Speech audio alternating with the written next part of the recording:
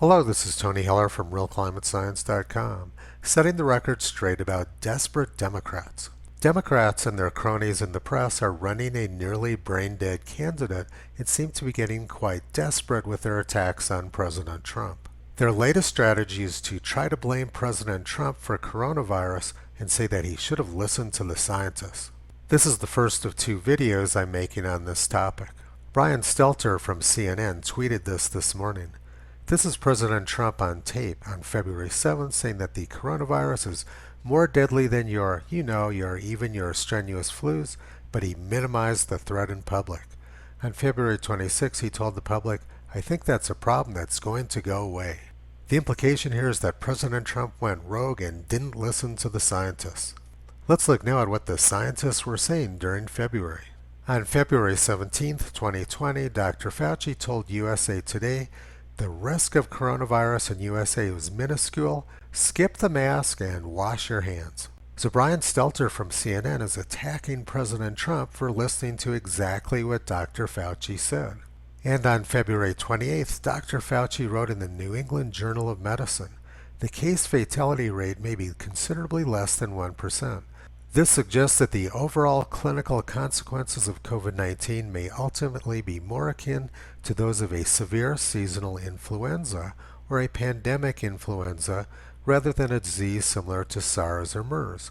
And if you look down here at the bottom, Dr. Fauci was also pushing chloroquine as a treatment for COVID-19. So when President Trump listens to the scientists, CNN blames him and says that he should have listened to the scientists. It's all lies and propaganda all the time from CNN and the rest of the press. Now let's look at what Democrats were saying about COVID-19 back during February and March. The risk to New Yorkers for coronavirus is low. And our city preparedness is high. This should not stop you from going about your life, should not stop you from going to Chinatown and going out to eat. I'm going to do that today myself. Come to Chinatown. Here we are. We're, again, careful, safe, and come join us. There is no concern at this time for coronavirus in our region. The Department of Sanitation is ready for Mardi Gras 2020. The facts are reassuring. We want New Yorkers to go about their daily lives. But there's really no need to panic and to avoid activities that we always do as New Yorkers. We are a hardy people. Americans do not need to panic.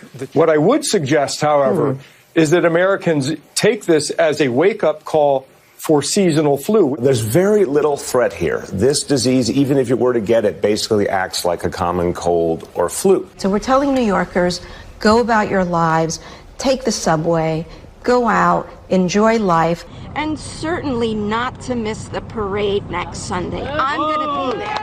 If you had to, would you close down the borders? No. We need to be honest about the American people.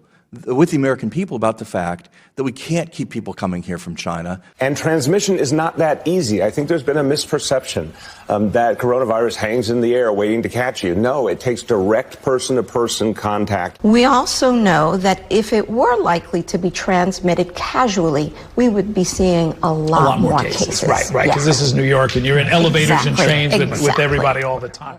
As is normally the case, Brian Stelter, Bob Woodward, and the rest of the press are telling a story which is the exact opposite of reality.